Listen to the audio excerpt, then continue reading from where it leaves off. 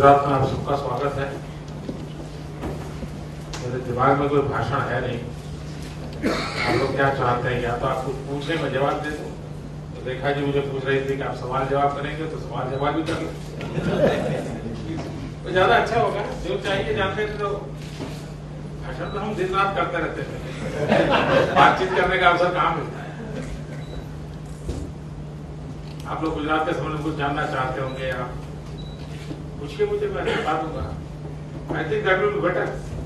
Vibrant Gujarat के बारे में ही कुछ बता दीजिए। देखिए, 2003 से हमने vibrant Gujarat global investor summit के कंसेप्ट शुरू किया। आमतौर पर हमारे देश में इन्वेस्टमेंट आना चाहिए, ये चर्चा सब दूर हो रही है और सब सरकारें कर रही है। ऐसा नहीं कोई हमारी सरकार कर रही, सब लोग कर रहे हैं। और उसका तरीका ये रहता था कि इंसेंटिव ओरिएंटेड काम रहता था। अगर एक राज्य ये इंसेंटिव देता था, तो दूसरा राज्य दूसरा इंसेंटिव घोषित करता था। और लगता ऐसा था कि हम इंसेंटिव कंपटीशन में लगे हुए हैं। That was the period.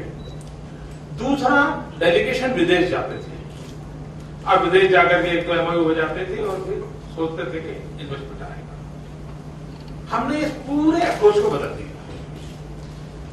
हमने कहा कि भाई हम लोगों को यहां बुलाएंगे, लेट देम फील गुजरात, वो अनुभव करे गुजरात क्या, यहाँ का एनवायरमेंट कैसा है, और इसके लिए हम लोगों को यहां बुलाएंगे। हमने शुरू में 2003 में किया, तो कोई 10-12 देश के लोग थे, 600 डेलीगेट थे। और उस समय मीडिया में इतना बड़ा हो हल्ला था, ये पूरी तरह विफल जाएगा, ये कार्यक्रम हो ही नहीं सकता, गुजरात में तो कोई आ ही नहीं सकता, गुजरात ऐसा बदनाम हो चुका है, कौन आएगा। तो काफी अपप्रचार हमारे खिलाफ, जो टोली आज भी कर रही है, उस समय थोड़े ज्यादा थे, धीरे धीरे कम हो गए। तो बहुत ही तूफान खड़ा कर दिया। उस विरोध के बीच दुनिया के 10-12 देशों का आना और करीब 66,000 करोड़ रुपीस के एमओयू साइन नहीं हुए, ये सबके लिए बड़ा सरप्राइज था। फिर हमने 2005, 2007, 2009, 2011 हर 2 वर्ष में एक बार वाइब्रेंट समिट करते हैं। और धीरे धीरे हमने वाइब्रेंट समिट को भी ये इन्वेस्टमेंट अपॉर्चुनिटी के प्लेटफॉर्म से बदल दिया। जैसे पिछली बार हमने नॉलेज शेयरिंग का सबसे बड़ा इवेंट बना दिया था।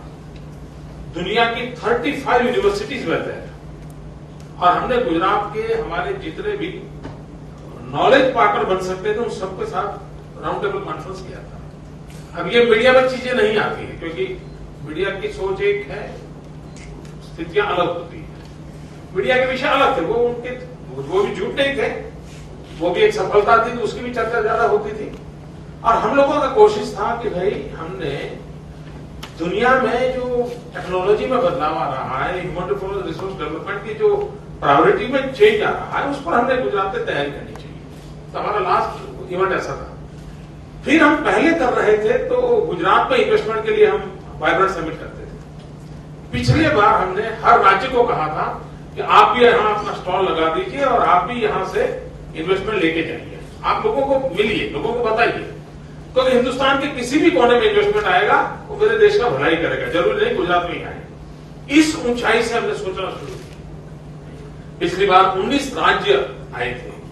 एक प्रकार से धीरे धीरे धीरे हमारा वाइब्रेंट समिट दूसरे अर्थों के दावोस इन एक्शन। दावोस में आप लोग मिलते हैं, तो फॉर्च्यून 500 के लोग मिलते हैं, और नेटवर्किंग होता है, इंटेलेक्चुअल डिबेट होता है, इश्यूज आइडेंटिफाई होते हैं, और ज्यादा समय मिलने जुलने में होता है। एक प्रकार का नेटवर्किंग पीरियड होता है। हम लोगों ने दावोस इन एक्शन की स्थिति बनाई है। लास्ट ईयर हमारे यहाँ 110 कंट्रीज से कार्यक्रम 2011, और करीब 20 देशों के टॉप मोस्ट पॉलिटिकल फील्ड के लोग थे। किसी के प्राइम मिनिस्टर, किसी के वाइस प्राइम मिनिस्टर, किसी के फाइनेंस मिनिस्टर, किसी के फॉरेन मिनिस्टर, किसी के कॉमर्स मिनिस्टर, यानी एक ही मंच पर 20 देशों के राजनयिक होना, ये अपने आप में एक राज्य के लिए बहुत बड़ी बात होगी। जापान दुनिया की समृद्ध इकोनॉमी में से है, लेकिन जापान हमारा पार्टनर कंट्री था, कनाडा हमारा पार्टनर कंट्री था। ये अपने आप में एक बहुत बड़ा, एक राज्य के लिए एक नया मॉडल है। और अभी 2013 में हमारा वाइब्रेंट समिट होने वाला है। 11, 12, 13 जनवरी डेट फिक्स है, जगह फिक्स है, महात्मा मंदिर गांधीनगर। मैं आपको, आपकी कंपनीज को इनवाइट करता हूं, वाइब्रेंट समिट में आइए। लेकिन हमारा फोकस कितने रुपयों को इन्वेस्टमेंट हुआ, कितना एमए हुआ, वो आने वाले दिनों में आपको पूरे देश में, इवन नॉट ओनली दैट, हमारे देश की कोई कंपनी किसी और देश में इन्वेस्टमेंट करने वाली है तो हम दोनों को भी यहां मिलाने के लिए तैयार हैं। हम एक ऐसा प्लेटफॉर्म प्रोवाइड करना चाहते हैं और गुजरात ये कर सकता है, क्योंकि गुजरात की आज दुनिया में पहचान एक इकोनॉमिकल एक्टिविटी में एक अच्छी मानी जाती है। और वहां अगर लोग आते हैं तो उनको जरा लगता भी हाँ यहां से कोई लेके जा सकते हैं। तो इस अप्रोच को हमने लिया है। Yes please. सुधीर जलान कहते थे, आप गुजरात के गौरव हैं। हम लोगों को और हम लोग व्यापारियों की आशा है कि आपके जैसा हम लोग सबों को मुख्यमंत्री मिले। मुख्यमंत्री सबको वैसे नहीं मिल सकते, लेकिन अब आपको राष्ट्रीय स्तर पर आना ही है और उसी से देश का कल्याण हो। आप में इंटीग्रिटी है, एबिलिटी है, एडमिनिस्ट्रेटिव एबिलिटी है, विच वेरी फ्यू पर्सन्स। अब आपके अगेंस्ट में केवल एक चीज बात कर रही है कि आपकी ओन पार्टी और आपके अलायंस। इसको कैसे आप बात करना चाहिए और हम लोगों की वेलविश। आप शुरू में बोल रहे थे तो मुझे लग रहा था कि मीडिया आपकी तरफ ध्यान नहीं देगा, लेकिन आखिरी जगह पर आप पहुंच गए कि मीडिया को बड़ा मजा आ गया, आपको उसका दिन निकल गया।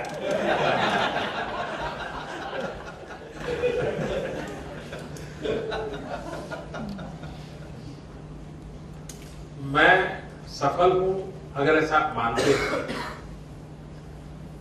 और सफलता के आपकी मैनेजमेंट की दुनिया में जो भिन्न भिन्न प्रकार के पैरामीटर्स है, उसका एक प्रमुख पैरामीटर है फोकस एक्टिविटी। अगर आप फोकस एक्टिविटी करते हैं, इधर उधर डिरेल नहीं होते, तो आप सफल होते हैं। तो गुजरात में मैं सफल हुआ हूं अगर ऐसा आप मानते हैं, तो उसका मूल कारण है मेरी फोकस एक्टिविटी। और मेरा फोकस है 6 करोड़ गुजराती। अब मुझे विफल होना नहीं है, मुझे सफल होना है। और सफल होना है तो मुझे जो गुजरात की जनता ने काम दिया है, 6 करोड़ गुजरातियों की भलाई का काम मुझे गुजरात की जनता ने जिम्मा दिया है, तो मैं पूरी तरह उसी में ही लगा रहता हूं।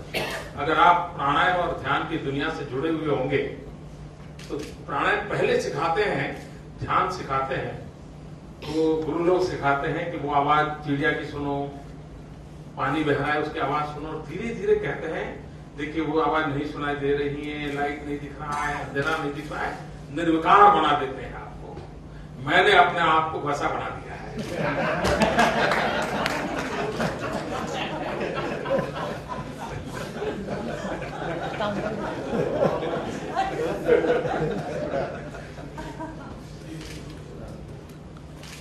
लेकिन आपको प्रश्न पूछने की इजाजत है।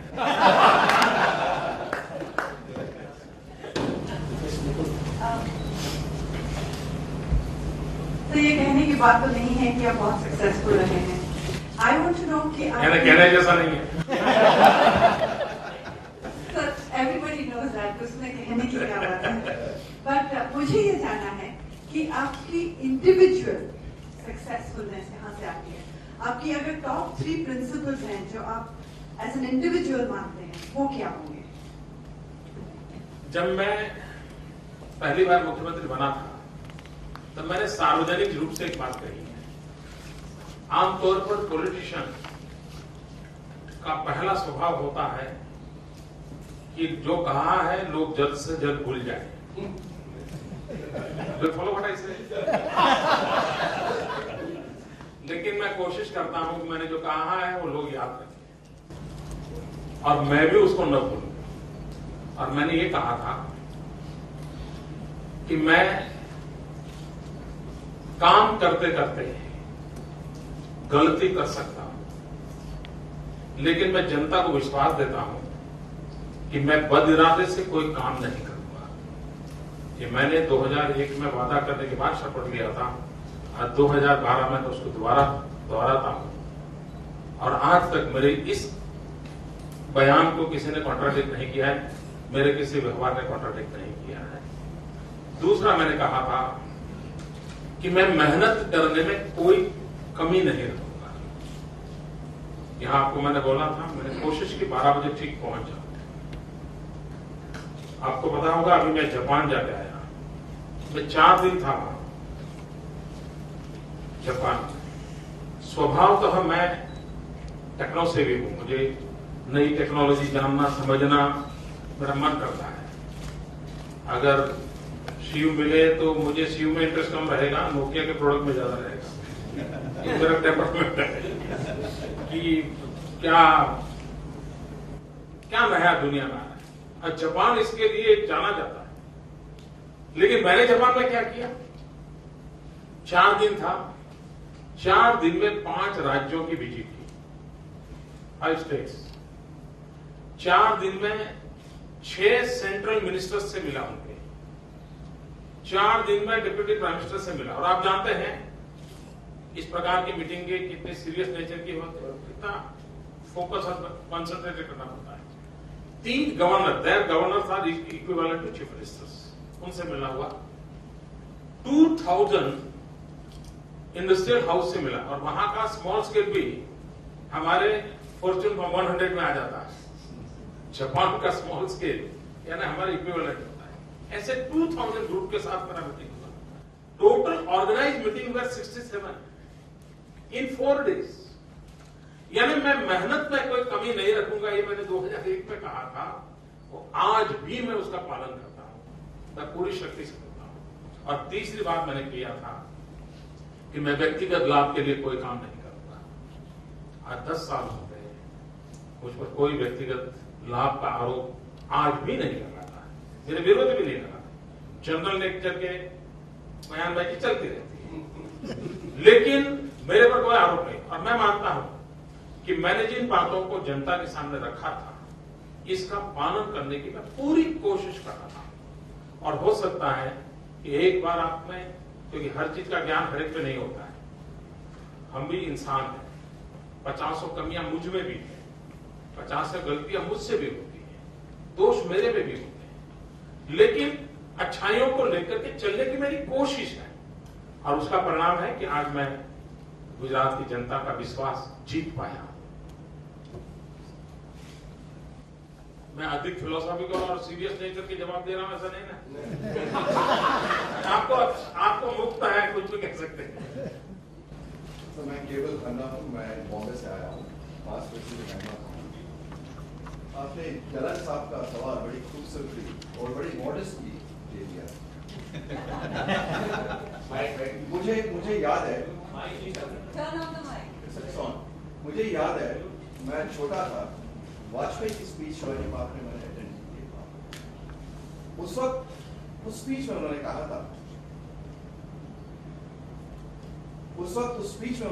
था, एक हवा चल रही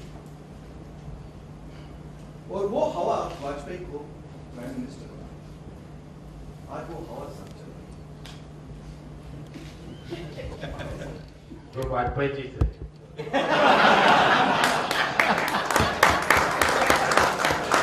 और वाजपेयी तो कभी चीफ मिनिस्टर भी नहीं रहे, इसलिए तो मैं कह रहा हूँ वो वाजपेयी जी थे। पर आज इतनी हवा चल रही है साहब। वाजपेयी के टाइम तो बड़ी धीमी हवा और बड़ी जोर शोर की हवा चल रही है, और इंटेलेक्चुअल बढ़ गया है टुडे। एक इंटेलेक्चुअल लेवल कहता है कि मोदी साहब की बैठक होनी चाहिए,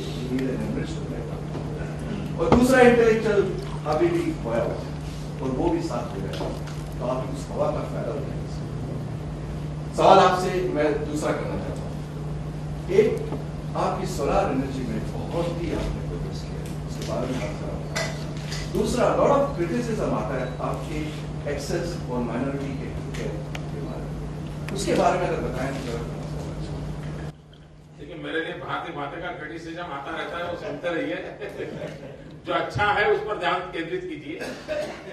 अच्छी बात है, आपने सोलर एनर्जी पर आपका ध्यान गया, धन्यवाद। बताएंगे सोलर जितना सोलर का सबको मालूम है, और भी चाहिए जानना। ऐसा है कि For me, this renewable energy is article of faith. और जब मैं सोलर एनर्जी हो, विंड एनर्जी हो और भी जितने प्रयोग है उसको मैं कर रहा हूं, we are on 4th government in the world जिसने क्लाइमेट चेंज डिपार्टमेंट बनाया है। भारत सरकार का भी क्लाइमेट चेंज डिपार्टमेंट नहीं है, we are 4th in the world. क्योंकि मेरा कमिटमेंट है कि भाई हम लोगों को फ्यूचर जनरेशन की ओर भी देखना चाहिए और हम फ्यूचर जनरेशन की ओर देखने की कोशिश करते हैं। एनर्जी सेक्टर ऐसा है कि जिसमें हमें बहुत बारीकी से काम करना चाहिए और इसलिए हमने वी आर फर्स्ट गवर्नमेंट जिसने सोलर पॉलिसी लाई, भारत सरकार भी नहीं लाई थी। और तब हमने किया था कि हम 13 रुपये में बिजली लेंगे। अब आप जानते हैं हमारे देश में मीडिया का जैसा स्वभाव है कि कोयला और गैस से 3 रुपये में बिजली मिलती हो और मोदी ये कहे मैं 13 में लाऊंगा, तो कितने भयंकर भ्रष्टाचार के आरोप लगे होंगे। मोदी सब बेच रहा है, बिकने को खरीद, ऐसा पता नहीं जात जाति का भात भात लगा होगा। लेकिन मुझे लगता था कि अगर मुझे ईमानदारी और सच्चाई से काम करना है तो ये झेलना पड़ेगा। हुआ है कि कुछ दिनों के बाद भारत सरकार सोलर पॉलिसी लेके आई और उसने फुल स्टॉप कॉमा के साथ हमारी पॉलिसी को एडॉप्ट कर दिया। लेकिन एक काम किया उन्होंने, हमने 13 रुपया रखा था, उन्होंने 19 घोषित कर दिया। अब हम फंस गए, हमने कहा यार मेरा स्टेट इतना छोटा, हिंदुस्तान इतना बड़ा, मैं कहां कंपटीशन करूंगा। ये 19 वाले में सब जाएंगे, 13 में कौन आएगा। और स्वाभाविक है, आप व्यापारी लोग तो जहां ज्यादा मुनाफा मिलेगा वहां जाओगे, कोई 13 रुपये को कोई आएगा। लेकिन हुआ उल्टा, भारत सरकार ने 19 रुपया कहने के बाद भी 120 मेगावाट बिजली सोलर में कर पाए हैं। हमने 13 रुपया होने के बाद भी हम 750 मेगावाट करके एशिया में सबसे बड़े सोलर एनर्जी निर्माण करने वाले बन गए हैं। तो ये हमने, अब मैं मानता हूं गुजरात गेम चेंजर बना है।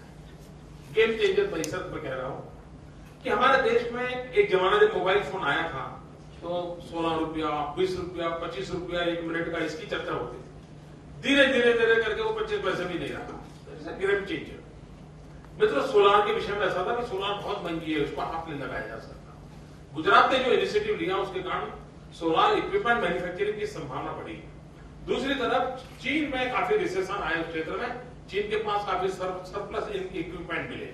तो इन दोनों का बहुत बढ़िया तालमेल हमने मिला करके तीर मारा और उसका ये फायदा हुआ कि आज कोल और गैस 5 रुपए की ओर आगे बढ़ रहे हैं और मजा ये है कि सोलर और विंड 5 की तरफ नीचे आ रहे हैं। And this is what the game changer what I से। और ये होने वाला है। नहीं तो आगे मुझे जितने भी चीफ मिनिस्टर्स मिलते हैं या उनके ऑफिसर हमारे यहाँ आते हैं वो इसी विषय को लेकर आते हैं। जब हमारे, क्योंकि solar radiation by and large एक थोड़ा नॉर्थ ईस्ट का इलाका छोड़ दें या थोड़ा हिमालयन रेंज छोड़ दें तो सोलर रेडिएशन पूरे हिंदुस्तान में इक्वली ब्राइट है और उसका फायदा उठाना चाहिए। एक हमने नया इनिशिएटिव लिया है जो आप लोगों ने स्टडी करना चाहिए। कैनाल सोलर पैनल लगाए। गुजरात एक राज्य है जिसके पास नर्मदा का लॉन्गेस्ट कैनाल नेटवर्क है, दुनिया का लॉन्गेस्ट कैनाल नेटवर्क है और we are first in the world जिसने कैनाल पर सोलर पैनल डालने का तय किया है। और 1 मेगावाट सोलर कैनाल पर 1 किलोमीटर कैनाल पर 1 मेगावाट सोलर एनर्जी होती है। हमने ऑलरेडी लगा दिया है। जमीन की जरूरत नहीं पड़ती क्योंकि कैनाल के ऊपर लगाते हैं तो हमने जमीन बचा ली। और मैं पक्का अंदरवादी तो मैं जानता हूं चीजों को बचाना कैसे। जमीन बचाई। दूसरा, ट्रांसमिशन लॉस बच गया क्योंकि नजदीक में एक गांव होते हैं वहीं बिजली दे देना है तो ट्रांसमिशन लॉस कम हो गया। तीसरा, अगर जमीन पे सोलर करते हैं तो हीट पावर जनरेशन में रुकावट बनता है। सोलर एनर्जी में हीट के कारण सोलर एनर्जी पैदा नहीं होती, लाइट के कारण पैदा होती है। मैक्सिमम लाइट से पैदा होती है, मैक्सिमम हीट से नहीं। और इसलिए अगर जमीन गर्म होती है तो एनर्जी जनरेशन कम होता है। कैनाल पर सोलर पैनल डालने के कारण नीचे पानी बह रहा है और नीचे ठंडक रहती है और नीचे ठंडक रहने के कारण 16% एक्स्ट्रा एनर्जी जनरेशन हो रहा है जो बैंक रेट से भी जितना मुनाफा देता है, यानी बैंक लोन अगर 12% ब्याज से लिया है तो 60% एक्स्ट्रा एनर्जी देता है। अभी मैंने IIT के लड़कों को बुलाया था और उनसे मैंने कहा है कि मुझे एक और प्रयोग करके दीजिए, माइक्रो हाइड्रो टर्बाइन ला करके, ऊपर सोलर पैनल होगी, नीचे हैंगिंग माइक्रो हाइड्रो टर्बाइन होंगे, कैनल का पानी जो भी स्लो गति से बहता है तो भी ये माइक्रो हाइड्रो टर्बाइन चलेगा, तो हाइड्रो एनर्जी निकलेगा, सोलर एनर्जी निकलेगा, जमीन बचेगी, ट्रांसमिशन लॉस बचेगा, और 1 किलोमीटर कैनाल पर सोलर का सेंटर होने के कारण 1 साल में 1 करोड़ लीटर पानी इवोपरेट होने से बचता है। इतने सारे फायदे में ले रहा हूं और आने वाले दिनों में हम कैनाल नेटवर्क को बढ़ावा देने वाले हैं। सोलर एक बहुत बड़ा मेडिकल है।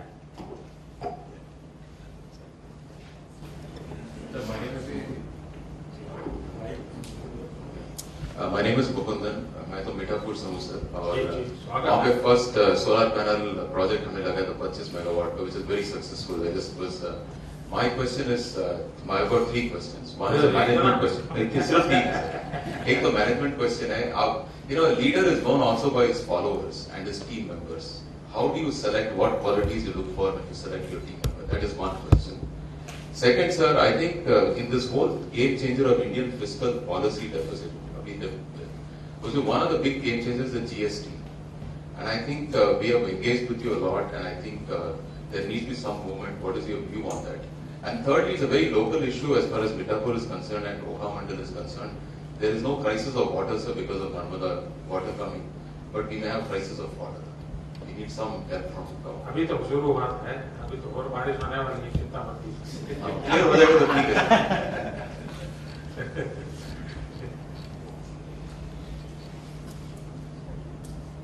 आपका प्रश्न पहला था कि भाई मैं लोगों को सिलेक्ट कैसे करता हूं। 2 प्रकार के लोग होते हैं। एक, राजनीति में जो सिलेक्शन वो जनता करती है, और जनता जो लोग देती है उसी में से आपको अपनी दुनिया खड़ी करनी होती है। उसमें आपके सिलेक्शन का स्कोप बहुत कम होता है। अब मैं कल आपको चाहूंगा, बहुत बड़े मैनेजमेंट एक्सपर्ट है, और मैं कहूंगा आइए, मनमोहन सिंह जी को भी राज्यसभा में आना पड़ता है, लोकसभा में नहीं आए। तो हमारे देश की राजनीति ऐसी है कि अगर छत्रपति शिवाजी महाराज पुणे में चुनाव लड़े तो पता नहीं क्या स्थिति होगी। अगर महात्मा गांधी पोरबंदर में चुनाव लड़े तो कह नहीं सकते क्या होगा, क्योंकि चुनाव के अपने हिसाब किताब अलग है। दूसरा है ब्यूरोक्रेसी, उसमें भी आपके हाथ बंधे हुए हैं। एक बार जिसने IAS का एग्जाम कर लिया और वो पाइप में आ गया तो दूसरी तरफ वो बड़ा अफसर बन करके ही निकलता है। तो आपके पास कोई स्कोप नहीं है। इन गवर्नमेंट सिस्टम आपको ज्यादा स्कोप नहीं है। फिर भी सफल होना है तो क्या करना चाहिए? तो ये सिलेक्शन, एक तो टीम स्पिरिट होना चाहिए, टीम वर्क होना चाहिए, और गुजरात की सफलता का मूल कारण है टीम गुजरात। अब जैसे भी लोग हैं उनको जोड़ना, उसी को तो टीम कहते हैं। आप बिल्कुल परफेक्ट पर्सनालिटी इकट्ठी करो और कहोगे तुमने टीम बनाई, ऐसा नहीं है। जैसे हैं वैसे लोगों की, किसी की एक शक्ति होगी, किसी की दूसरी होगी, किसी की तीसरी होगी, हर एक की शक्तियों को पहचान करके जोड़ना, वही तो टीम होता है। और मैनेजमेंट का सिद्धांत यही तो हमारी कसौटी करता है, और हम टीम के में विश्वास करते हैं। दूसरा, आपको काम करने की स्वतंत्रता देनी चाहिए। मैं एक ऐसा मुख्यमंत्री हूं जिसके पास कोई काम नहीं है, कोई काम नहीं मेरे पास। मेरी पूरी टीम पूरी तरह स्वतंत्र है, वो काम करते हैं, लेकिन स्टेट पॉलिसी ड्रिवन होना चाहिए। आपको हर चीज की पॉलिसी ब्लैक एंड व्हाइट में लिखनी चाहिए। ब्लैक एंड व्हाइट पॉलिसी लिखने के कारण ग्रे एरिया कम रहता है। 0 ग्रे एरिया इज इम्पॉसिबल, क्योंकि कोई ऐसा विजनरी पैदा नहीं हुआ है कि 3 साल के बाद की सिचुएशन को भी विजुलाइज करें और आज शब्दों में लिखे, लेकिन मिनिमम ग्रे एरिया रहता है। और जब पॉलिसी ड्रिवन स्टेट होता है, छोटा सा छोटा आदमी भी अकॉर्डिंग टू पॉलिसी डिसीजन ले सकता है। डिस्क्रिमिनेशन की संभावनाएं बहुत कम रहती है, और तब जाकर के आप परफॉर्मेंस पैरामीटर भी आपका शार्प हो जाता है। तीसरा काम है, मैं टेक्नोलॉजी का बहुत उपयोग कर रहा हूं। इफेक्टिव गवर्नेंस के लिए भी टेक्नोलॉजी काम आती है, इजी गवर्नेंस के लिए भी टेक्नोलॉजी काम आती है, और e governance for me is effective governance, is easy governance, and economical governance also. फायदा भी होता है, ट्रांसपेरेंसी आती है। अब जैसे आप महाराष्ट्र बाय रोड जाएंगे तो आपको पता चलेगा बिलाड़ के पास चेक पोस्ट है, 1 किलोमीटर उस तरफ महाराष्ट्र का है, 1 किलोमीटर इस तरफ गुजरात का है। गुजरात के चेक पोस्ट पर टेक्नोलॉजी है, बिलाड़ के चेक पोस्ट पर महाराष्ट्र में टेक्नोलॉजी नहीं है। हमारे यहाँ टेक्नोलॉजी ऐसा रहता है कि हमारे यहाँ से सीसीटीवी कैमरा से मेरी ऑफिस तक से उसको मॉनिटर किया जा सकता है, कितने व्हीकल आए, क्या हुआ, सब देखा जा सकता है। नतीजा ये हुआ है कि लास्ट 5 इयर्स हमारी इनकम महाराष्ट्र से, जो व्हीकल गुजरात के चेकपोस्ट पर आएगा वही व्हीकल महाराष्ट्र के चेकपोस्ट पर जाएगा। जितना रेट हमारा है उतना ही रेट महाराष्ट्र का है, लेकिन हमारी इनकम 769 करोड़ ज्यादा है। एक सेकंड, 769 करोड़ की मेरी इनकम ज्यादा है। तो सक्सेस के लिए यही चीजें हैं जिसको जोड़ना पड़ता है। अगर व्यक्ति की कमी है तो मशीन काम करेगा, मशीन की कमी है तो पॉलिसी काम करेगी।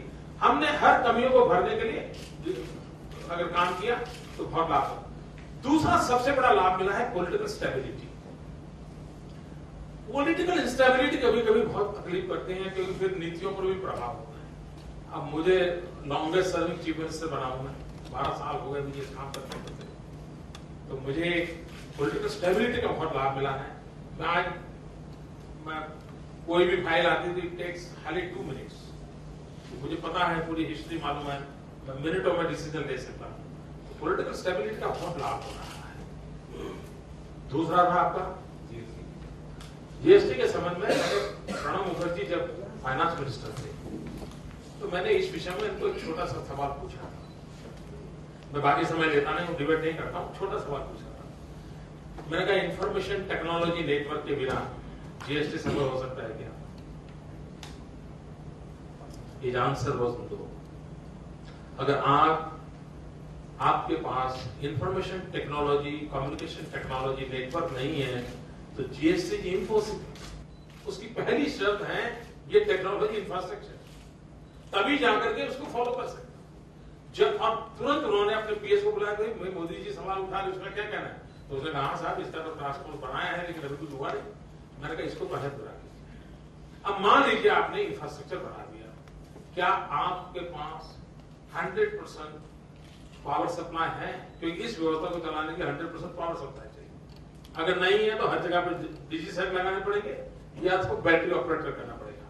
ये नेटवर्क आपके पास है, सपोर्ट सिस्टम नहीं है, तो कौन सब इस जीएसटी के साथ जुड़ता है नहीं जुड़ता बात का विषय है। पहले मिनिमम तो करो भाई। और आप जो इस विषय के जानकार होंगे उनके पास ये बात आई नहीं है।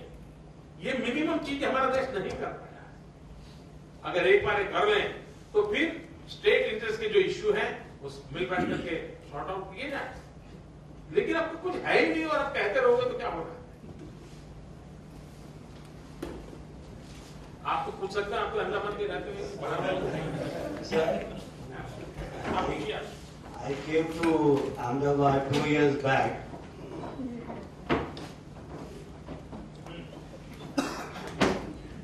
To start a hotel. And it's doing very well because of the vibrant Gujarat, I would say. Last year we started in Baroda.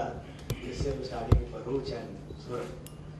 So encouraged by that, I said, let me go and see Dahej and other places. When I went to Dahej day before yesterday, I was told that the whole area is a lot of atmospheric pollution is there. So don't set up something here, don't set up something there. So I was wondering if something is going to be done for atmospheric pollution in all these areas, because that is going to affect the health of more Apollo hospitals in that. And then beautification of the place. I went around Bharuch and all these places. You know, the whole places are looking lot of debris is lying around. Here you are doing riverfront project. I think the whole city is going to change. I was taken around this morning, and so is there? सही दिशा में होना, सही direction में होना। बिल्कुल सही direction. No, one thing I wanted to tell you is that people ask, how the state is doing well. You see, I walked into the gift office yesterday. The officer there, they said, come there tomorrow morning. I will show you personally. I'll show you the place. This morning I called up one Mr. Dilip Mahadev, Riverfront project. He came to my hotel to pick me up to show me the place. He said, "You come and invest here." So your officers are very proactive. I think that is why you're going to attract attention. Only my observation in this industrial area is that if something can be done about pollution and beautification. देखिए, अहमदाबाद शहर एक जमाने में दुनिया के सबसे air polluted 3 city में था। आज दुनिया के सबसे अच्छे एयर पॉल्यूशन फ्री सिटी में अहमदाबाद है, और वो हमने सीएनजी का डिसीजन लिया। तो हम ये कर रहे हैं। दूसरा, जिस दहेज की आप चर्चा कर रहे हैं, आपको कौन मिला मुझे मालूम नहीं।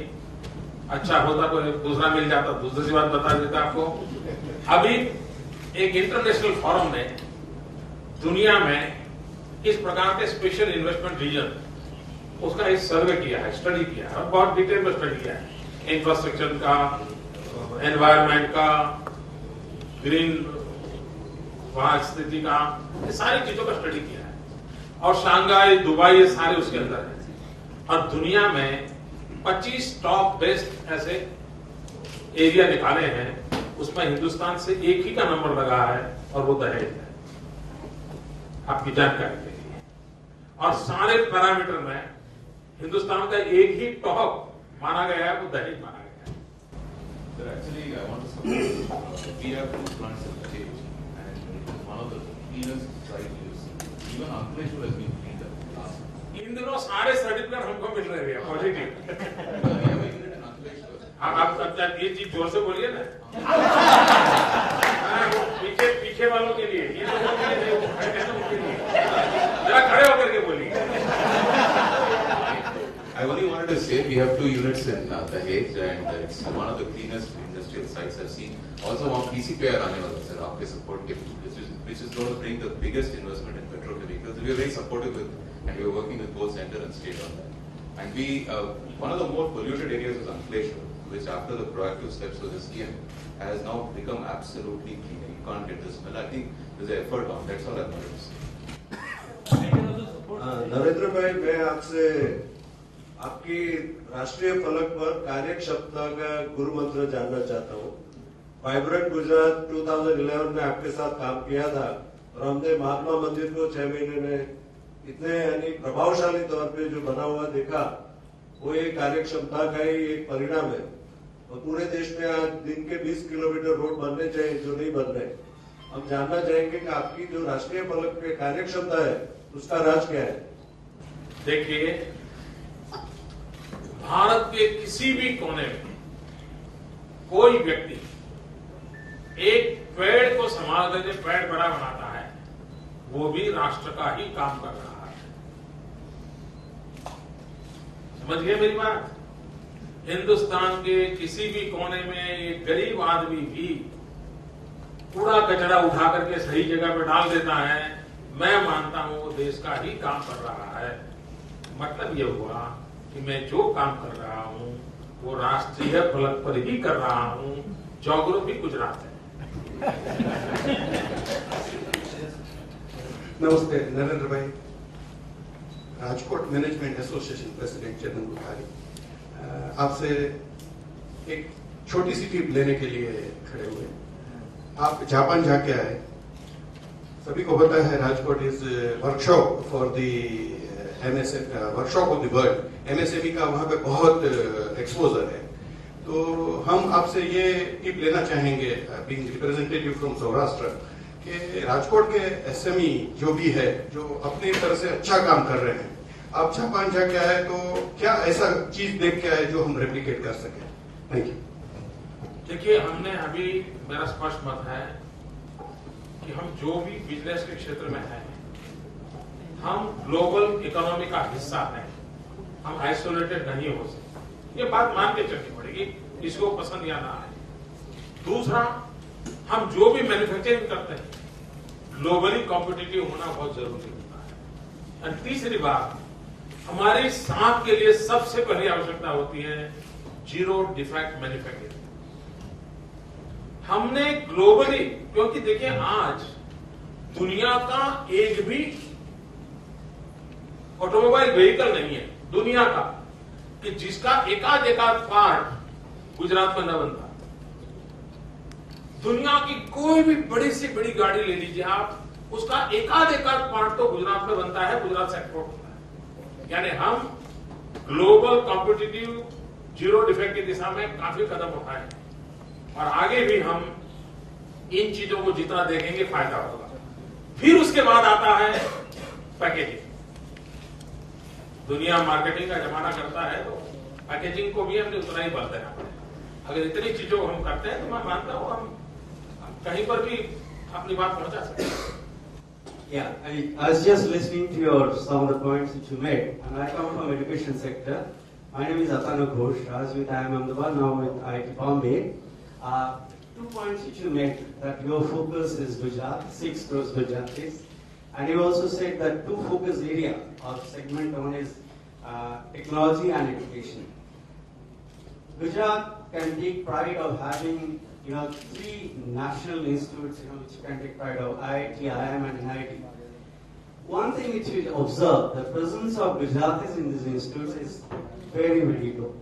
And since your focus is education, and nothing wrong, I come from Bengal, so I have nothing against it. But I would like to see also why Gujarati students present as deputies in such institutes.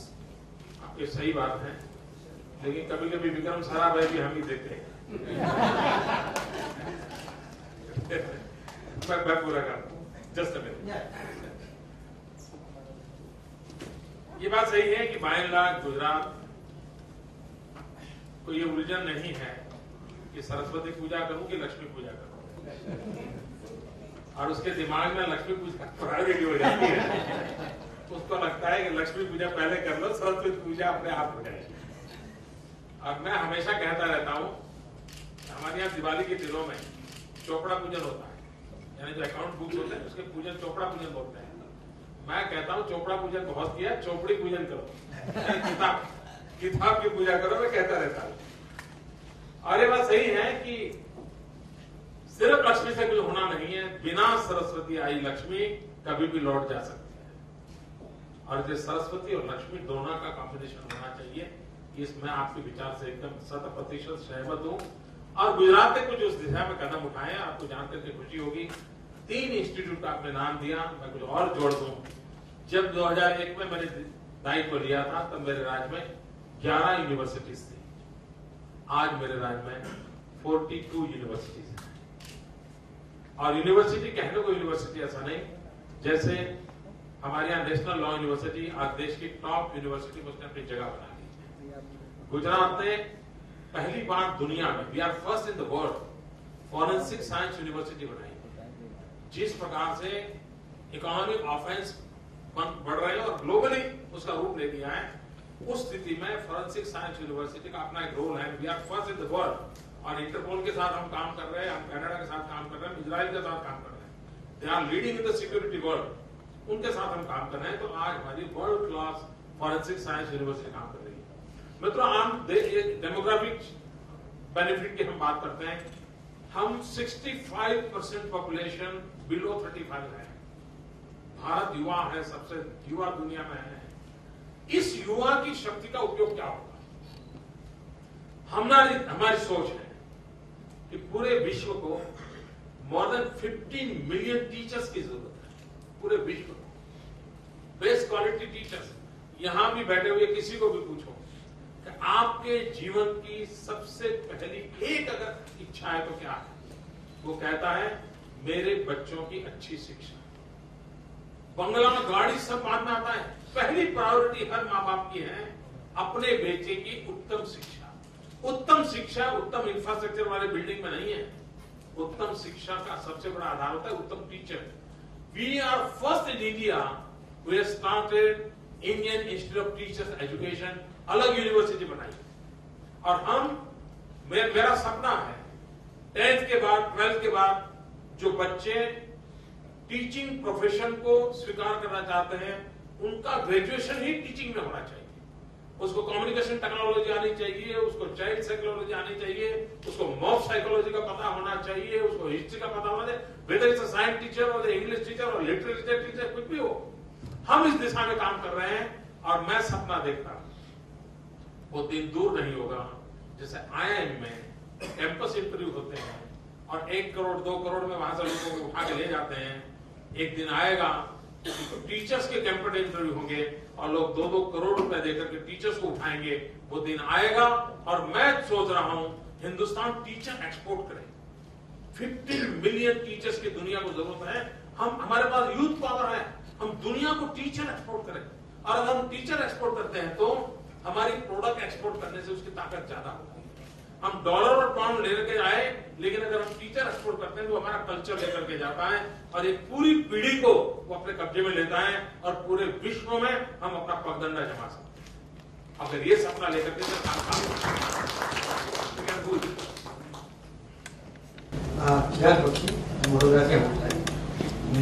I have one request and one question. My request is that please ignore Jalan Sahib and Bhandar Sahib, whatever they have asked you to do, because Gujarat needs us. So, for example, Vadodara Mahanagar Seva Sadhan. And we also done some training program for the local police officers. So, does the state have any this type of programs that can? बहुत ही अच्छा सवाल पूछा आपने और उसके कारण मुझे कुछ कहने का मौका मिल गया और जिसको ये हमारे मीडिया वालों को आज का खाना भी मिल जाएगा, उससे रोजी रोटी का काम हो जाएगा, ऐसा जवाब मेरा आएगा। गुजरात ने एक अलग यूनिवर्सिटी बनाई है जो urban management and urban infrastructure को लेकर। यूनिवर्सिटी का बिल्डिंग बन चुका है, यूनिवर्सिटी का रिजोल्यूशन हमने पास कर दिया असेंबली में, लेकिन चूंकि वो मणिनगर में है, जिस मणिनगर में मुख्यमंत्री वहां के MLA हैं, इसलिए दुर्भाग्य से मेरे गवर्नर साहब ने उसको रिजेक्ट करके वापस भेज दिया। इससे बड़ा दुर्भाग्य कोई हो नहीं सकता है कि एक ऐसी यूनिवर्सिटी जो हिंदुस्तान में पहली बार हो रही है, जिसका फोकस है urban development, urban management, urban infrastructure, और ये विजनरी चीजें हैं। और सिर्फ मैं कर रहा हूं इसलिए नहीं कर रहा, जो लोग बदलते हुए दुनिया को जानते हैं, बिल्डिंग बन चुका है वही, लेकिन और असेंबली ने रिजल्ट कर दिया था, और जिस कानून को लेकर के बाकी यूनिवर्सिटियां बनी है वही कानून उनके लिए था, रिजेक्ट कर दिया है। कारण क्या होते जी? यही है, कांग्रेस की सरकार नहीं है, यही कारण है।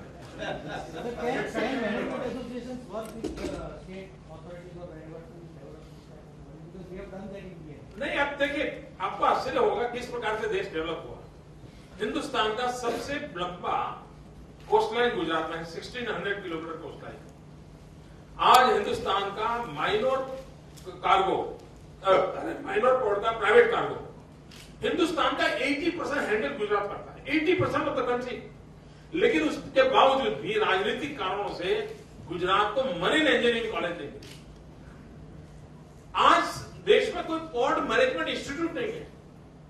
हमने मरीन इंजीनियरिंग कॉलेज शुरू किया है, हमने पोर्ट मैनेजमेंट इंस्टीट्यूट शुरू किया है, क्योंकि मुझे मालूम है कि गुजरात का 1600 किलोमीटर समुद्री किनारा ये हिंदुस्तान की समृद्धि का प्रवेश द्वार बनने वाला है। इतना वाइब्रेंट होने वाला है जिसकी आप कल्पना नहीं कर सकते। And for that you require human resource development, तो हम उस पर बल दे रहे हैं। Yes, Rathi garu. Honorable Chief Minister, I think I must share with everybody, yours is one state where you're doing Lakshmi Puja, Saraswati Puja and Dhanvantri Puja also. Yeah, Dhanvantri also. Because I've been working with a lot of your people and I know that this is a front runner for the way healthcare is taken to the weaker sections of society and you're making it affordable. So it may be good for you to share it with the rest of us, what your vision for healthcare in the state is. And then I have a request that, for us to truly deliver healthcare to the population, we need to double the number of doctors, triple the number of nurses, and quadruple the number of healthcare professionals, which is almost 10 million people to look after the people of India.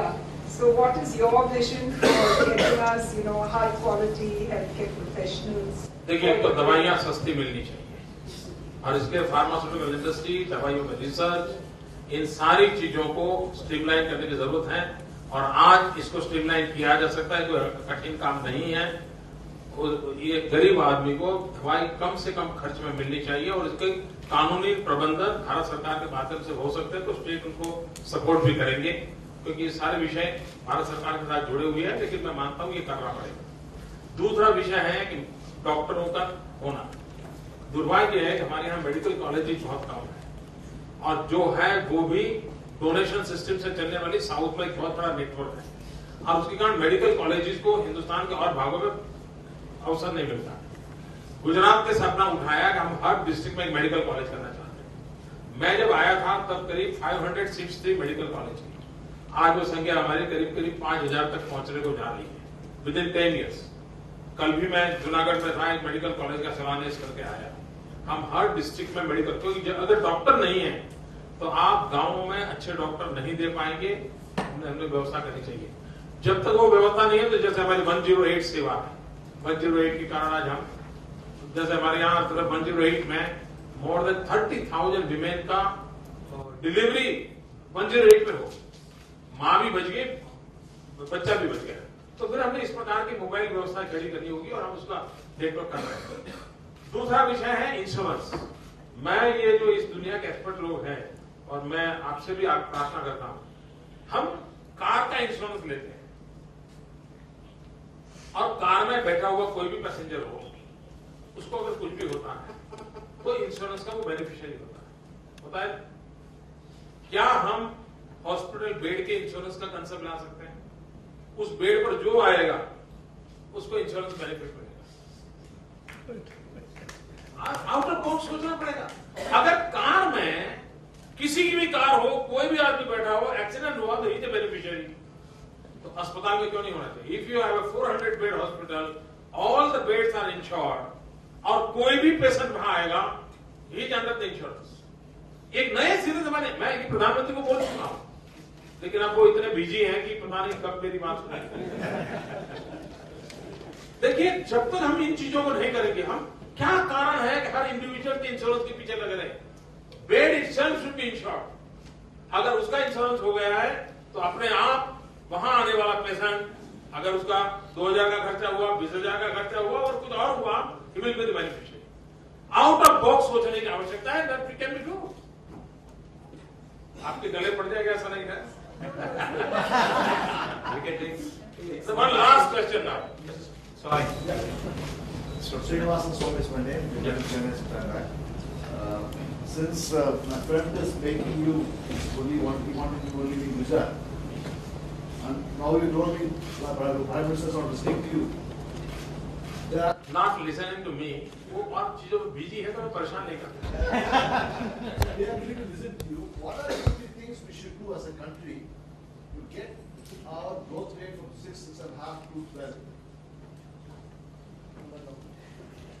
देखिए साहब, अगर growth rate बढ़ाना है तो उत्पादन बढ़ाना होगा। 3 pillar की इकोनॉमी है जिसको हमने स्टैंडर्ड करना होगा।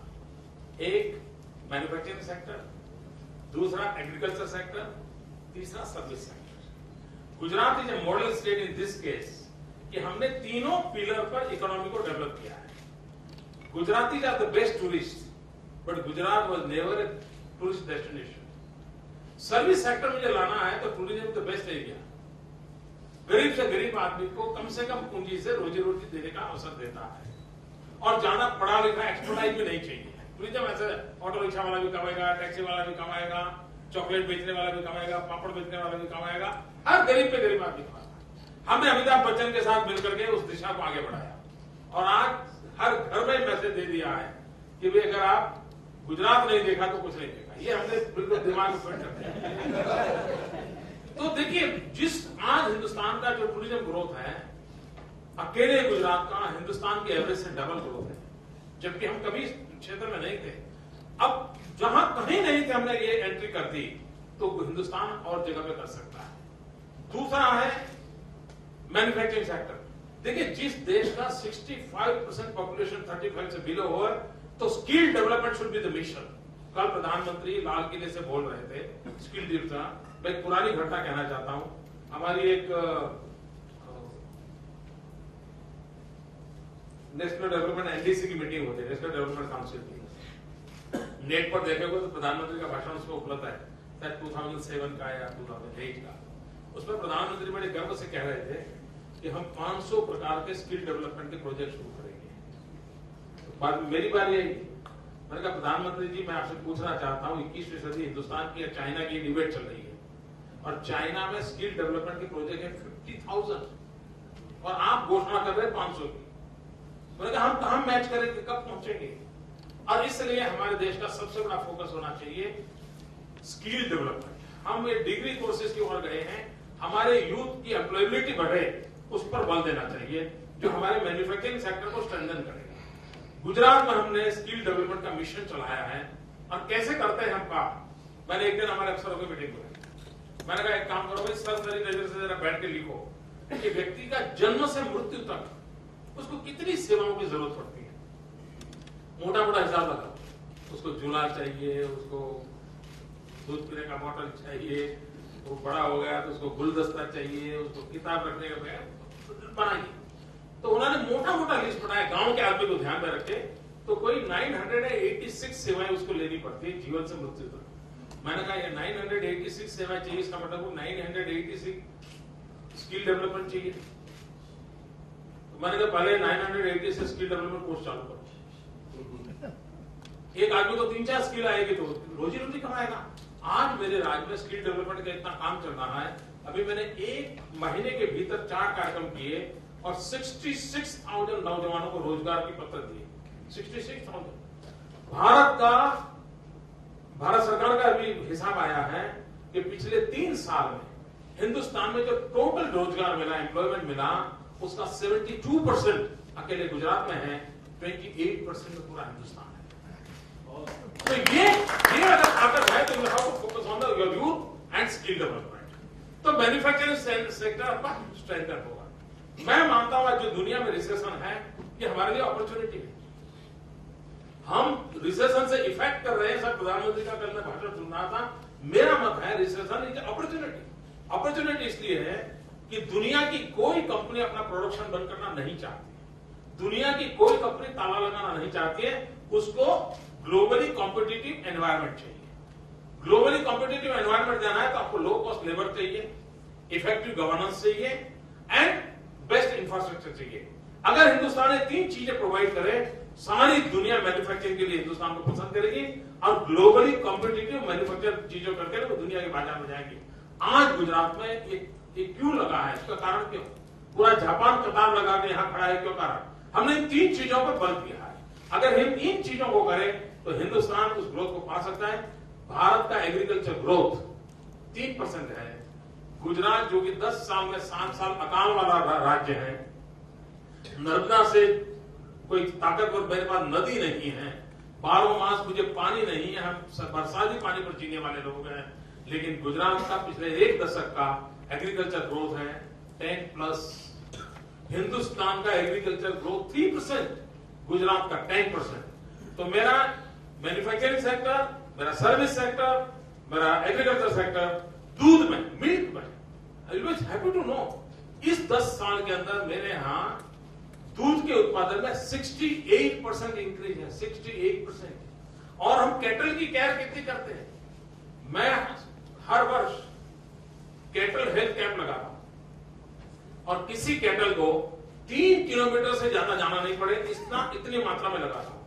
और Gujarat is only state in the world जहां पर पशु के कैटरेक्ट ऑपरेशन होते हैं, पशु की डेंटल ट्रीटमेंट होती है। इंसान के भी कैटरेक्ट ऑपरेशन नहीं होते होंगे, ऐसे कई प्रदेश में इलाके होंगे। मेरे राज्य में कैटल के कैटरेक्ट ऑपरेशन होते हैं, कैटल की डेंटल ट्रीटमेंट होती है, उसके हेल्थ के भी इतनी केयर करते हैं कि 112 डिसीज टोटली हमने इरेडिकेट किए पिछले 6 साल में। 169 डिसीज थे उसमें। इससे बड़ा जीवदया का काम क्या हो सकता है? और उसका कारण है कि आज मेरे यहां 68% मिल्क का ग्रोथ है, ये 68% इंक्रीज है। तो ये हमारी इकोनॉमी को स्ट्रेंथन करता है। मैं नहीं मानता हूं ये चीजें भारत सरकार नहीं कर सकती, कर सकते हैं। ये लास्ट क्वेश्चन, वो हमारी जमात में है, MLA. So one of the things we really respect you for is over the last 12 years, Gujarat has become a no corruption state. How did you really institutionalize this process of integrity at the ground level? Are they likely to collapse with you coming to center which we all want you to, or is it really sustainable? देखिए, किसी भी व्यक्ति की सफलता उस बात में नहीं है कि वो रहे तब तक सब कुछ रहे, वो जाए सब कुछ करे, वो सफलता नहीं है। और इसलिए हर आइडियाज को इंस्टीट्यूशनलाइज करना चाहिए। और गुजरात ने जो कंट्रीब्यूशन किया है वो हर आइडियाज को इंस्टीट्यूशनलाइज किया है। Vibrant Gujarat global investor summit in 2003 it was an idea, but in 2013 it's an institution. Whomsoever will come will follow. Not only that, other states are also following the same thing. तो institutionalise करना चाहिए। और दूसरा, corruption के लिए सबसे बड़ा रास्ता है the state must be policy driven. Policy में भी हम कितनी ट्रांसपेरेंसी करते हैं। आमतौर पर सरकार का स्वभाव क्या होता है, इतनी सीक्रेसी वाला नेचर होता है सरकार का, एक टेबल का पता दूसरे टेबल को पता नहीं लग देते, फाइल यूं दबा के रखते हैं। घर जाएंगे तो 2 किलो की फाइल उठा के ले जाएंगे, कोई देख लेगा, ऐसा होता है। मैंने सब निकाल दिया। हमने कहा ड्राफ्ट पॉलिसी वेब पर भेजेंगे, रखेंगे, ऑनलाइन रखेंगे। मैं ड्राफ्ट पॉलिसी ऑनलाइन रखता हूं और हर स्टेक होल्डर को कहता हूं कि आप इसके अंदर अपने इनपुट दीजिए। 2 फायदे होते हैं। अगर कोई वेस्टेड इंटरेस्ट ग्रुप ने पॉलिसी फ्रेम में इन्फ्लुएंस किया है तो काउंटर तुरंत होता है। और हमारी सोचने की मर्यादाएं हैं, तो लोगों के इनपुट के कारण हमारा सोचने का द्वार भी खुलता है। और उसके कारण जो पॉलिसी बनती है वो कम से कम विवादों वाली होती है, by and large acceptable policy बनती है। और पीपल्स पार्टिसिपेशन से पॉलिसी बनाने का मेरा जो रवैया है उसके कारण वो सस्टेन करती है, वो हमें गुड डिलीवर करती है। तो ट्रांसपेरेंसी भी आती है, डेवलपमेंट का भी कारण पॉलिसी बनती है। और मैं मानता हूं कि सरकार में हम जो बैठे हैं उसके बाहर बहुत अच्छे विद्वान लोग बैठे हैं। अगर उनको मौका दिया जाए, भाई जरा इनपुट दो, तो बहुत अच्छे इनपुट देते हैं और वो इनपुट हमें एक अच्छे फ्रेमवर्क के लिए काम आते हैं। मित्रों, बहुत अच्छा लगा मुझे, मैं भाषण करता हूं साहब। Thank you.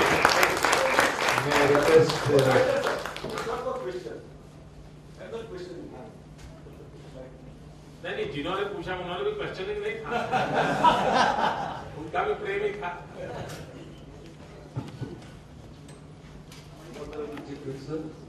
On behalf of Ahmedabad Management Association and my governing council members, I'm thankful to enlightening our guests from all over India to enlighten them for Gujarat. Thank you. मित्रों, मैं हंसी खुशी में अगर कुछ ऐसा है आपको कहीं भला बुरा लगा हो तो क्षमा करना। मैं भी कोई भाषण के मूड में नहीं था, एक लाइव मूड में था तो, और मुझे भी लगा ये भाषण के बजाय कि हमारे दिल्ली नहीं जाएंगे तो वस्तु कार्यपाल कहता हूँ हमेशा, तो ये कार्यपाल ने मुझे बुलाया था, तो मुझे अच्छा मौका मिला आप लोगों से बात करने का। बहुत बहुत धन्यवाद।